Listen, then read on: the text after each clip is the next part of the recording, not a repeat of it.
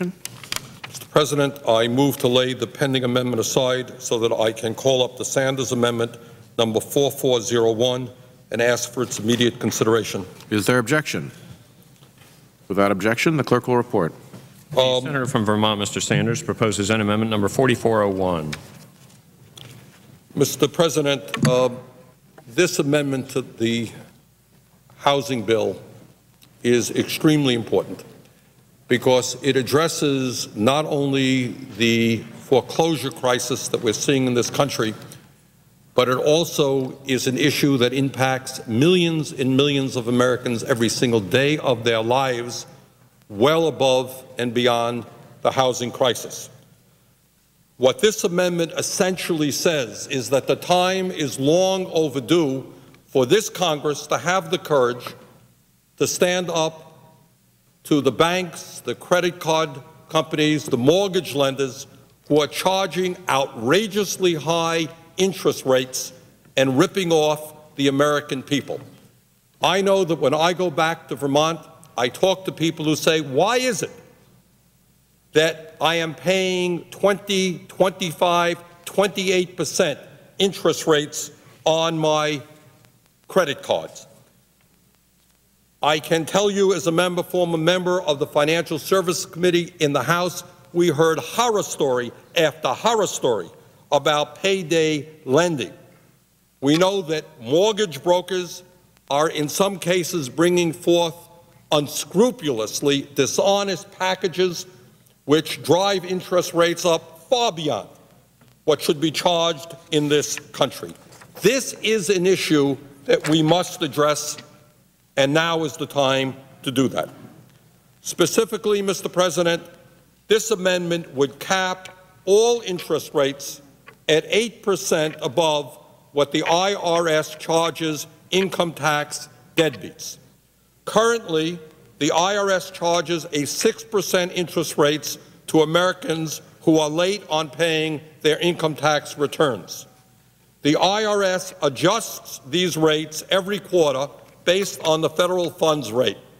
If the federal funds rate rises, the interest rate that the IRS charges late filers goes up as well. If the federal funds rate goes down, so does the interest rate that the IRS charges late filers. Mr. President, as it happens, if the amendment that I am offering were to become law today, all interest rates would be capped in this country at 14%, including subprime mortgages, credit cards, auto loans, payday loans, and income tax refund anticipation loans. Why 14%? How do we come up with that magical number? Well, it is interesting, Mr. President. I will tell you why we came up with that number. In 1991, our former colleague, the Republican senator from New York, the former chairman of the Banking Committee, as I recall, Al D'Amato, offered an amendment which would cap credit card interest rates at 14%. Senator D'Amato was not remembered as a radical extremist. He was the chairman of the committee. And here's what is interesting. Mr. President, that amendment to cap interest rates at 14% for credit cards won on the floor of the House by a vote of 74 to 19. 74 to 19, not even close. Strong bipartisan support. And Mr. Chairman, if I might, obviously 1991 was a while ago, and many people who served are no longer here.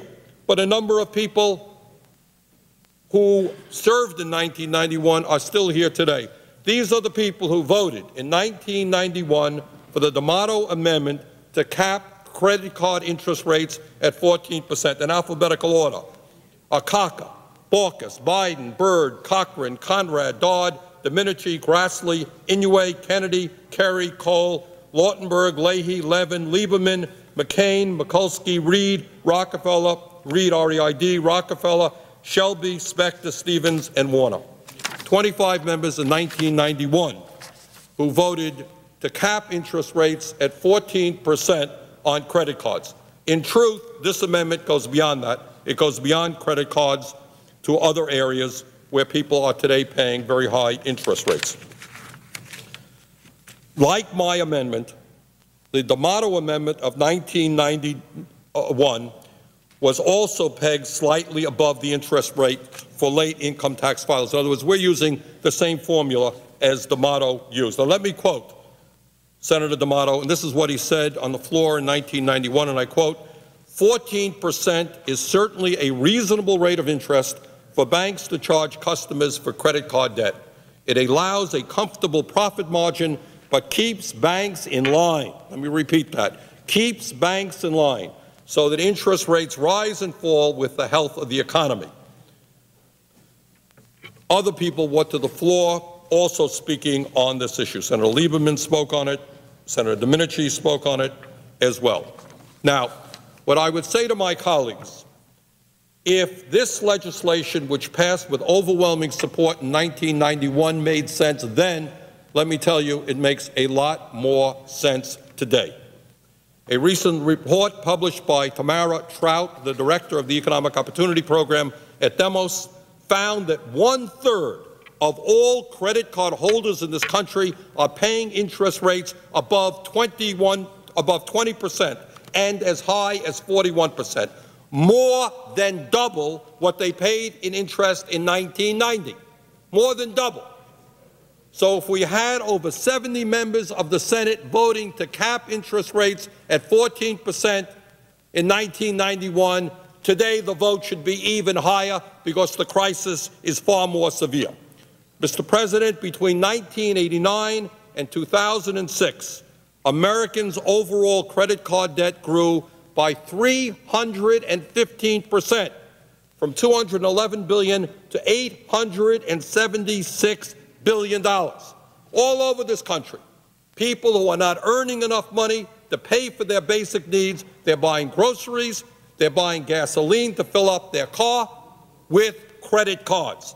And then, in turn, what happens is they're paying 20-25% interest rates, and we get the cycle of misery going around and around. You're too poor to pay with cash, you pay with credit, credit card interest rates are soaring, and you go deeper into debt.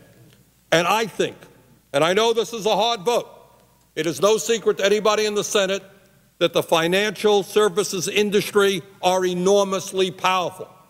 But it is time for us to think about the folks back home who are going deeper and deeper into debt. Stand with them, and let's put a cap on interest rates. Mr. President, 1/3 of low and middle income families reported going into credit card debt to pay for rent, utilities, and food in 2006. That same year, Americans charged $51 billion worth of fast food on their credit cards, a 29-fold increase since 2001. And all of this and more has allowed credit card companies to earn $90 billion in interest in 2006 alone. Let me repeat that.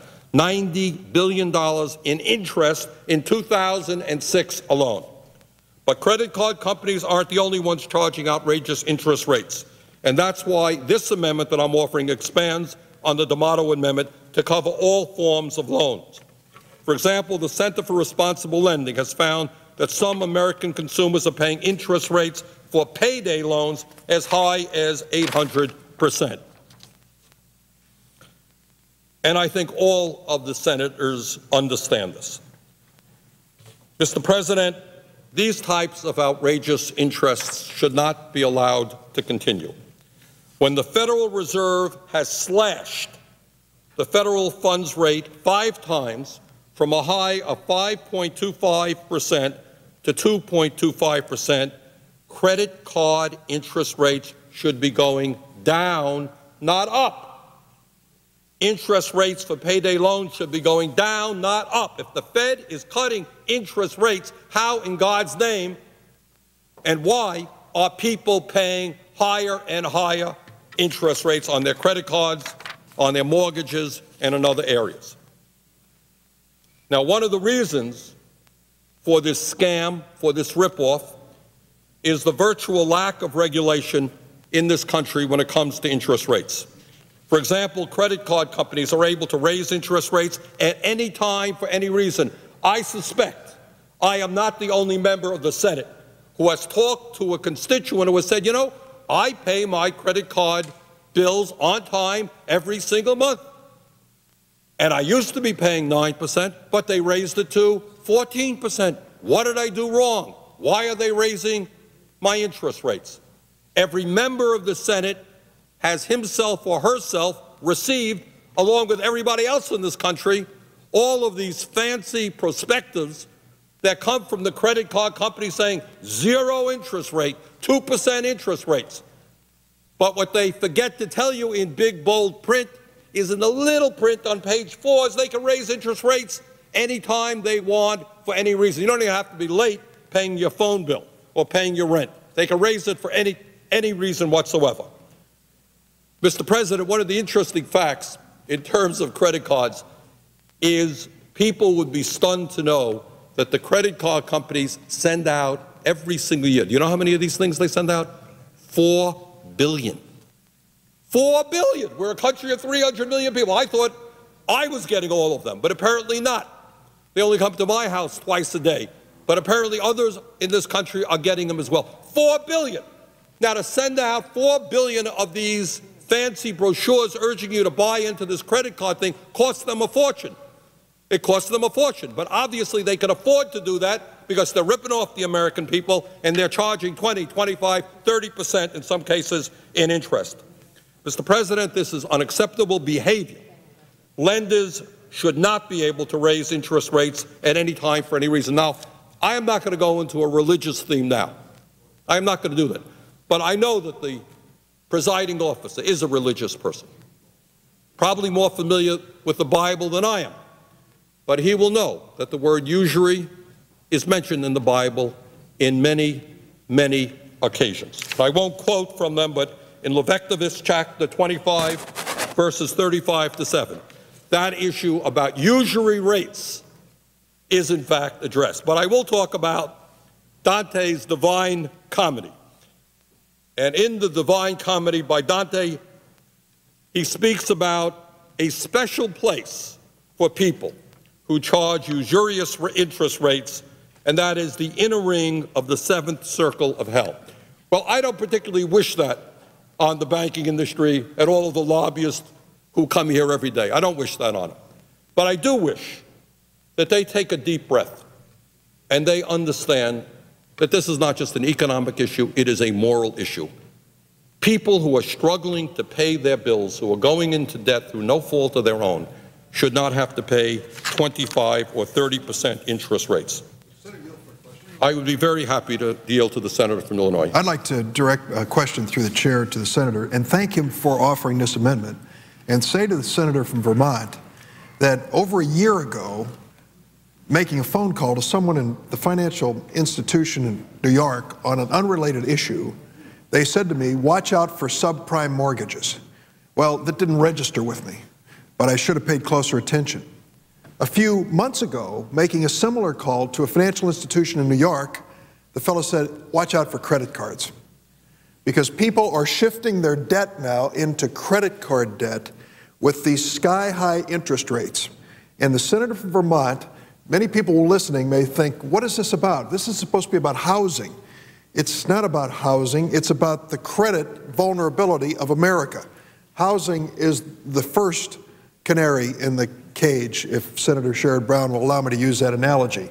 But credit cards will quickly follow. And I might say to the senator from Vermont that when we debated bankruptcy reform on the floor of the Senate 4 years ago, 3 years ago, the credit card industry was pushing that bill because they wanted credit card debt to survive bankruptcy so that you'd carry it to the grave.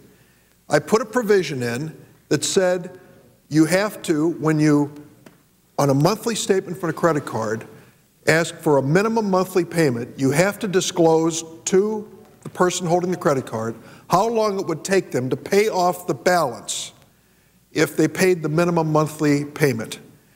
The credit card industry refused, saying it was technically impossible to calculate. Does anybody believe that? And I might say to the senator from Vermont They had a feature on Nova, which I think is an extraordinary program, about credit cards, and they heralded this one man who is the guru of credit cards, who dreamed up lowering the percentage of minimum monthly payments from 5% a month to 2%, because he created an endless stream of debt. If you pay 2%, you will never catch up with yourself. You'll pay debt forever. So those who think this amendment from the senator from Vermont is unrelated to our conversation about housing are wrong. And the last point I'll make is thank you for mentioning payday loans. They rip off members of the military like no other entity in America, and they are a blight on America's credit horizon. And I thank you for offering this amendment, and my question is, can I sign on as a co-sponsor? With pleasure, and I thank the senator from Illinois. Let me just conclude, because I think the senator from Illinois made the point better than I can make it. Every member of the Senate knows that this is a huge issue. I think in their hearts, every senator knows that there's something immoral, that there's something outrageous about hardworking people paying 25, 30%, especially at a time when the Fed is lowering interest rates. I say to my colleagues, it is no great secret. The financial services industry is very, very powerful. We all know that. They make huge campaign contributions. They have a lot of power here. But I would hope that on this amendment, we have the courage to stand up to them. And I would remind, in concluding, my colleagues, that in 1991, when Senator D'Amato offered a similar amendment, there was overwhelming bipartisan support. I think the American people want us to act on this. As the senator from Illinois indicated, this is directly related to the housing crisis today, and I think it's time that we move forward and put a cap on interest rates. With that, I would yield the floor and thank the President.